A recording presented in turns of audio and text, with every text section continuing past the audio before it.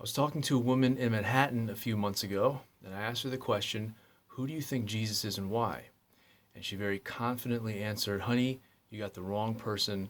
I'm an Orthodox Jew. And I said, that's okay. I want to hear what you think. Tell me who you think Jesus is and why.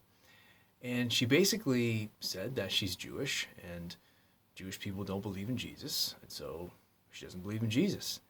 And there wasn't really a reason there. It was just because she's Jewish, it's like the possibility that Jesus, Yeshua, could be the Messiah is like not even something that she could consider. And so I asked her if it was okay if I could just challenge her on that a little bit. And she said yes. So I said, look, the Hebrew scriptures talk about this person who will come from the nation of Israel, the Mashiach, the Messiah. And it says that this is going to be the most influential person of all time. There's going to be no one else like this one Jewish person, and that they will be a light to the Gentiles. The non-Jewish peoples of the world will be blessed because of this person and will have the chance to know about the God of Israel because of this person. So I said, can you think of anyone from history like that? And she opened her mouth to answer, but no words came out. She went, and she stopped and she thought about it. And I was surprised to see that. I thought she was just going to, throw some canned answer at me and tell me why I'm wrong and just walk off. But her wheels were turning. It was like a light bulb went on in her mind, and I realized, wow, it looks like she has never really thought about this. And we didn't get to talk much more because she had to go, unfortunately.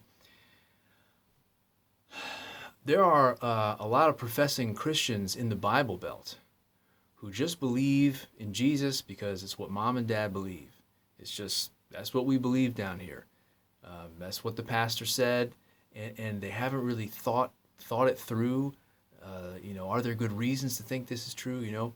But they should, because if this is true, they should believe it for the right reasons and not just because their family believes it and it's what's taught in the culture around them.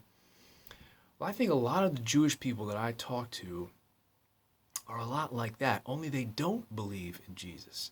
And it's not because they don't have these really well thought out reasons why he just can't possibly be the Messiah, but it's just because I'm Jewish, we don't believe this, this is what the rabbi said, I'm just going with, what they're saying around me, and it's not on my radar, I haven't really thought about it seriously. And and so I'm making these videos because I'm hoping that you'll sort of take another look at it. And I realize that there are Jewish people who have reasons, they have arguments. I'm just going off my own experience with the people that I've spoken to. I know that a lot of people, Christians over the centuries, have mistreated Jewish people in horrible ways. And that alone is a huge barrier for a lot of Jewish people to even being open to this. But those terrible things do not mean that Jesus, Yeshua, can't be the Messiah. It just means that there are a lot of people throughout history who have said they believe in him, and they just ignore what he said. They don't listen to him. And I also know that there's, for a lot of Jewish people, coming to the conclusion that Jesus is the Messiah would be very costly. It could get you disowned by your family. It could get you ridiculed by your friends. It could cause a great deal of tension in your relationships. But the question that we need to ask is, what is really true? And we need to be willing to discover whatever that is, no matter what it costs us. And just take a step back and look at this, look at the big picture. This incredibly unlikely prediction that the Hebrew scriptures make, that the central figure of all history will be a Jewish person. That has arguably happened.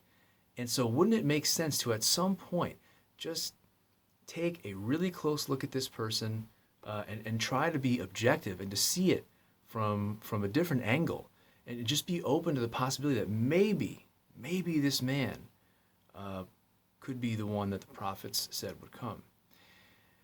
I know a lot of Jewish people will say the Messiah is supposed to bring world peace. World peace isn't here yet, therefore Jesus can't be the Messiah. That's a fair point. But look, there's a lot more that the Hebrew Bible says about the Messiah and what he's going to do, not just that he's going to bring world peace. And it doesn't give us the specific order in which he will do these things. In addition to world peace, Moses, the Psalms, the prophets, they talk about a Messiah who will suffer, who will be rejected by his people, who will die and rise, who will atone for sin in some way. It talks about someone who will preach righteousness to the world. It talks about a figure who will be worshipped by people from every nation, every language. It says where he will be born. It gives a time frame in which he needs to come.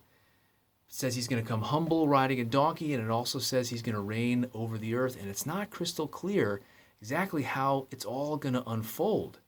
But what is very clear is that human history is going to hinge on the life of this one Jewish person.